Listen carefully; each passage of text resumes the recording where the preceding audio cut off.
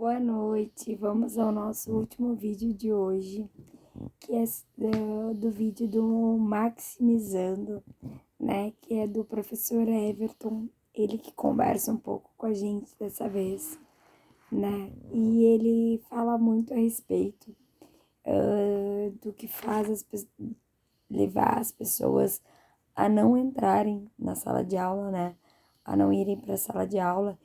E ele até comentou um negócio que até agora a gente não tinha comentado ainda, de que antigamente o estudo não era tão incentivado, né?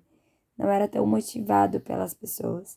E com certeza essa motivação levou muita gente a ficar fora das escolas, né? O que acontece dentro do EJA? A gente até já conversou com isso, que ele termina em pouco tempo, por quê? Porque ele precisa ser um processo mais acelerado para poder ajudar nessa conclusão, né? Já que é uma fase em que muita gente já trabalha e que não teria o tempo normal para conseguir cumprir com o seu papel dentro do EJA.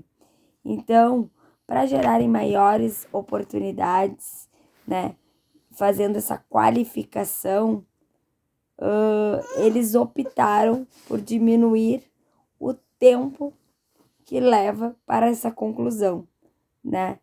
Porque eles precisam, no mínimo, ter o básico do dia a dia.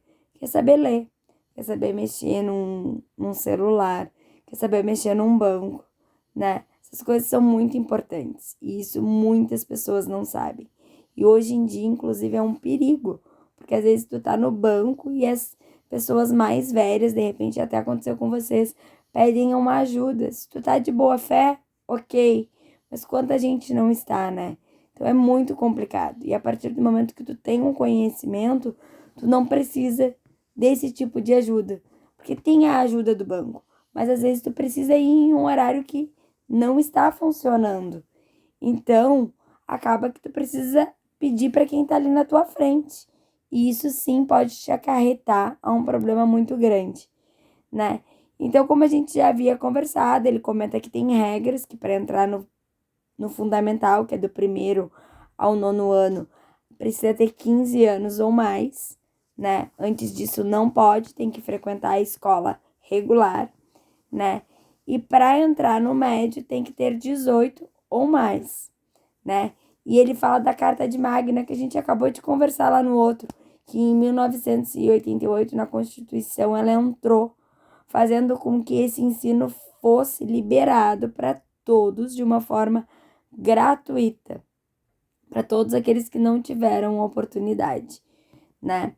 E depois ele conversa sobre Paulo Freire, que é um maravilhoso, né? E que abordou muito a realidade que nós vivemos, que é aquela que muitas vezes nos tira das oportunidades para ter que viver outras coisas. Então, ele chegou à conclusão de que a gente precisa adaptar o estudo à realidade do estudante.